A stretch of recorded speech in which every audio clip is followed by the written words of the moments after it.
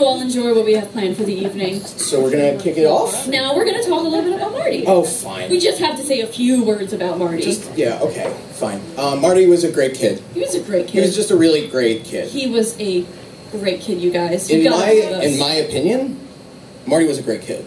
In all of our opinions, Marty was a great kid. Right, no, I get that, but also in my opinion... You're entitled to your own opinions, Dan, but everyone else thinks Marty's a great kid. Well, it's a great thing that we all agree that Marty was a great kid then. Okay. Okay, fine. Okay. Cool. Anyway, should we jump into a little biography? Let's talk about Marty, soup to nuts. Marty was born December 31st, 1999. And also January 1st, 2000. It's really hard to pinpoint exactly when he was born because of the whole Y2K bug thing. You know, we don't have excellent records from back then. Record keeping got a little wonky right around the time of the bug. I think we all remember where we were when Y2K happened. And boy did it happen. And ever since it happened, Marty was never quite right. No, there are friends of yours who think that's like, do we not get into that now? We really shouldn't get into that right now, but yeah, there are friends of mine who believe that Marty is the prophet and that he will bring back civilization to the way it should have been, or it should be, and the way it was in 1999. But we don't need to talk about that They're right now. Luddites, basically. We don't need to talk about the friends of Marty right now. All right. We can talk, well, Marty was a Goat Scout, I think we mentioned that Marty, before. of course we did, because his Goat Scout Scoutmaster Gene is here. And the two of them just had the sweetest relationship. Actually, Gene did give Marty his only badge that he received in the 7 years that he was in the Goat Scouts. And we'll tell that story a little bit later. But it's a doozy. It's a real heartwarmer.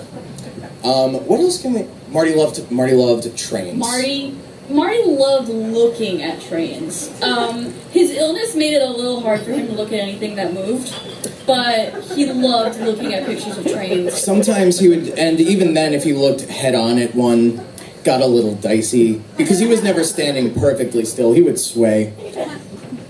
And so it was a lot of sidelong glances while he was laying in bed.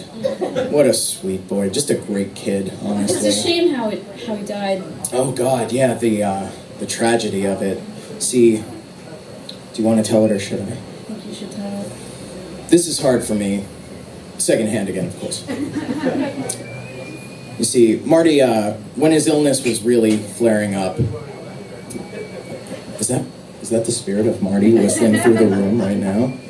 Is he cheering? He's cheering us on. I can't tell if he's cheering us on or booing us. It could go either way. I don't know what ghosts sound like, so that could be a really high-pitched boo, which is what ghosts say anyway, so I don't even know how to read that. Marty's booing us. Well, we need to just finish telling the Right, story, yes. And then if Marty doesn't like it, we'll know. So Marty had this disease, right? And right before he died, it had flared up real bad, and no one was sure how much time he had left, especially us, because we didn't even know he existed at that point. But, yeah, so Marty was a believer in the occult, and he had a Ouija board, naturally, and he took it out, and he asked the board, "When will I die?" And then he died. As it turns out, poor Marty is allergic to the cardboard material that they use to make board games. So he didn't actually even die of his disease. He just went into anaphylactic shock. Just had an allergic reaction. Just had a little thing. His dad was too busy making his puzzles. Which Marty couldn't even be near because of the cardboard again, so they had a weird relationship.